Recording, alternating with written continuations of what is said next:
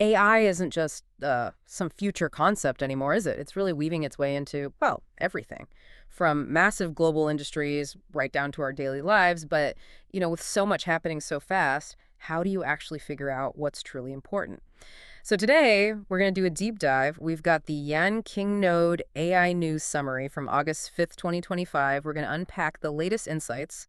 This isn't just reading headlines. We're digging in. Exactly. Our mission for you listening is to pull out those really fascinating bits of knowledge. We'll look at some groundbreaking innovations, maybe some surprising ways AI is being used, and we'll definitely touch on some of those big ethical questions shaping where AI is heading. It's about getting you up to speed, properly informed, and, quickly. Sounds good. There's definitely a lot to cover here. Okay, let's unpack this. Right, let's kick things off with just the sheer scale of this AI boom that's happening. We're seeing these, well, exploding valuations, as the summary puts it.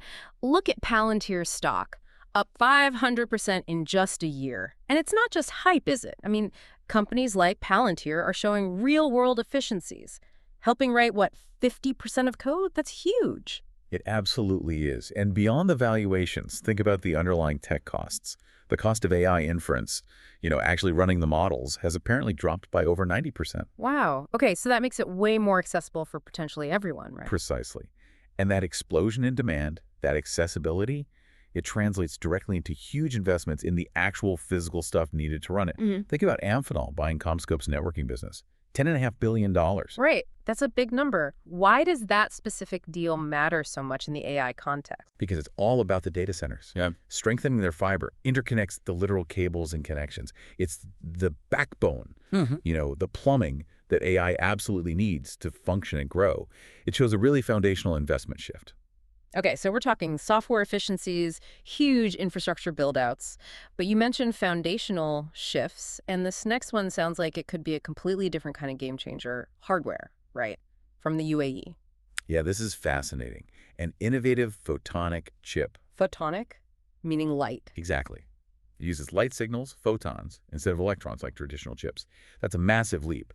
Researchers are simulating things like over 90% reduction in energy use for training and running AI, and potentially running up to 100 times faster than current GPUs. Okay, hold on. 90% less energy and 100 times faster. That sounds almost too good to be true. Well, these are simulation results, but the potential is enormous. Yeah. The key thing here isn't just the speed, it's the energy efficiency. Think about the massive power demands of current AI data centers. Yeah. This could make large-scale AI much more sustainable, much faster. It tackles a huge bottleneck. Incredible. The scale of change is just, yeah. But let's shift gears a bit. Beyond the big tech, the infrastructure, how is AI actually touching individual lives right now, especially in areas like healthcare? Let's talk about Caris Life Sciences. They have this AI tool, Caris GPI, for predicting tumor origins. Yes, and this is a really impactful one. It's designed for something called cancer of unknown primary, or CUP. That's when doctors find cancer, but they can't figure out where it started, which makes treatment really difficult. Okay, I see. So how does the AI help? It uses deep learning, trained on, get this, over 200,000 cancer cases. And it can classify 90 different tumor types pretty accurately. But what's really striking is its ability to catch misdiagnoses. The summary mentions a specific case. A patient thought to have triple-negative breast cancer. The AI identified it correctly as B-cell lymphoma. Completely different treatment, different outcome. Wow, that's life-changing. Absolutely.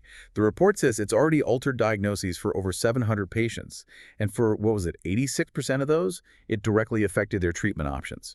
So the insight here is AI isn't just assisting doctors, it's fundamentally improving accuracy in really complex cases. That's amazing. And sticking with healthcare, there's another tool, ALMA, from the University of Florida. This one seems focused on speed. Exactly. ALMA is about accelerating diagnosis for acute myeloid leukemia, AML. That's a really fast-moving blood cancer. Right, time is critical there. Totally. ALMA analyzes something called DNA methylation patterns. It uses data from over 3,300 leukemia samples. And it cuts the diagnosis time down from days to just hours. Yeah. Days to hours. That's a massive difference for starting treatment. It's huge for patient prognosis. It just highlights how AI isn't only about finding new cures, but sometimes it's about making existing processes much, much faster and more effective, getting people the right treatment sooner. It's powerful stuff.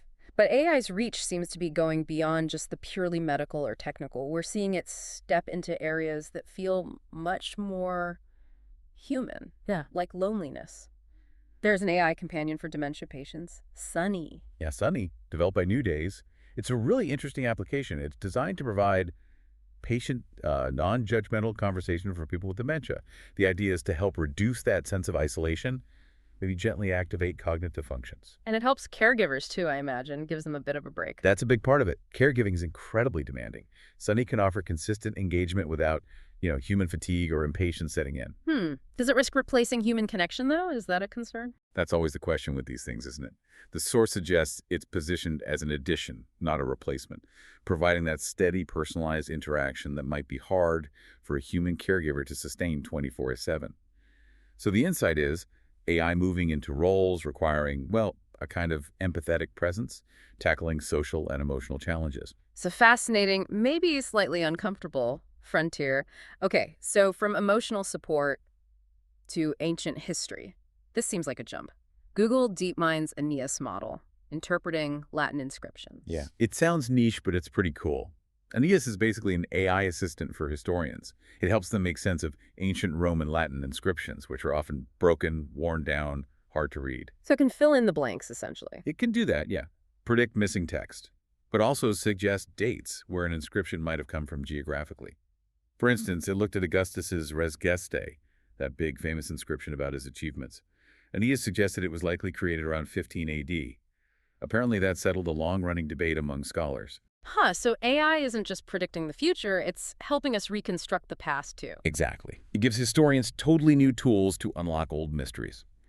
Changes what's possible in humanities research, really. Okay, so we've seen AI driving business, saving lives, offering companionship, even digging into history. Incredible range.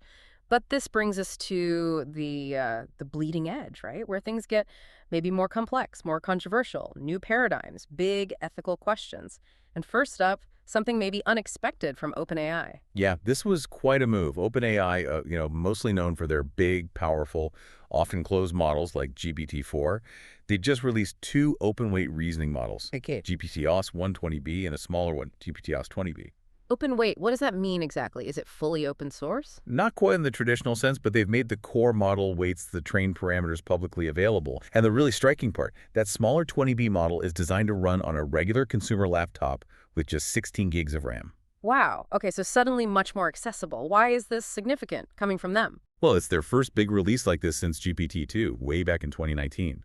It's a major step towards sort of democratizing access to these advanced AI capabilities. It could really accelerate innovation everywhere. Letting more people build on and experiment with these powerful tools maybe spreads the power out a bit. Interesting shift. From access, let's talk about interaction.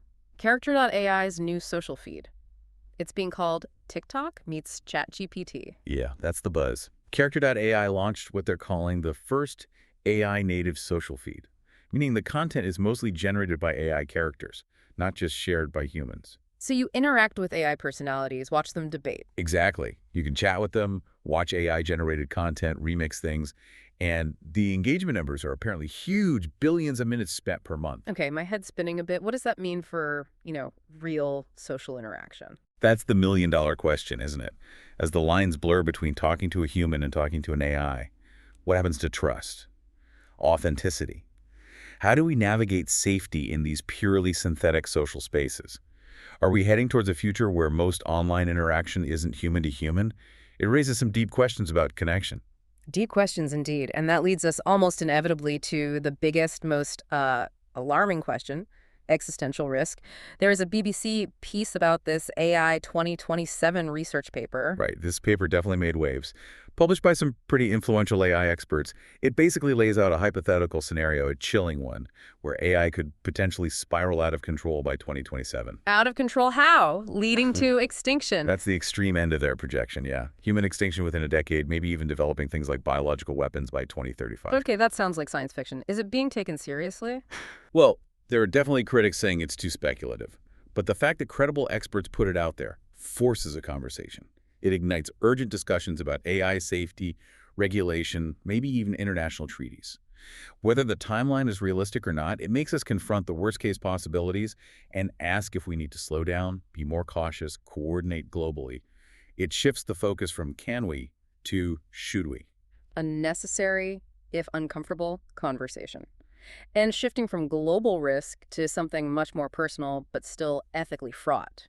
That interview Jim Acosta did with an AI avatar of a Parkland shooting victim. Yes, that sparked a huge amount of debate. Acosta interviewed an AI avatar of Joaquin Oliver. His parents created it using his own writings, social media, aiming to keep his voice alive for gun control advocacy. I can understand the parents' intention, wanting to honor him and continue his message. Absolutely. But the reaction was really mixed. Many people found it deeply unsettling, calling it creepy, even exploitative. Where do you draw the line? That's exactly the debate it sparked. It pushes boundaries on how we use AI for grief, for memorialization, for activism. It challenges our ideas about digital identity, about who gets to speak for the deceased and how. When does honoring a legacy cross into something else? It's a really complex ethical knot. It really is. So after covering all this ground, what does it all mean for you, the listener? We've gone from AI powering business and healthcare to companionship, history, and these really profound ethical crossroads. Yeah, our hope is that this deep dive has given you more than just facts. Hopefully it sparks some aha moments about just how fast and how broadly AI is evolving, and understanding these changes, it's not just for tech folks anymore, is it? It's kind of essential for everyone navigating the world today. Absolutely. So as AI keeps racing ahead, maybe the question to leave you with is this. Where do you personally draw the line between innovation and responsibility? What new ethical puzzles will pop up as AI gets woven even deeper into our lives, our social feeds, our health, our deepest needs? Something to mull over. Thank you for joining us on this deep dive.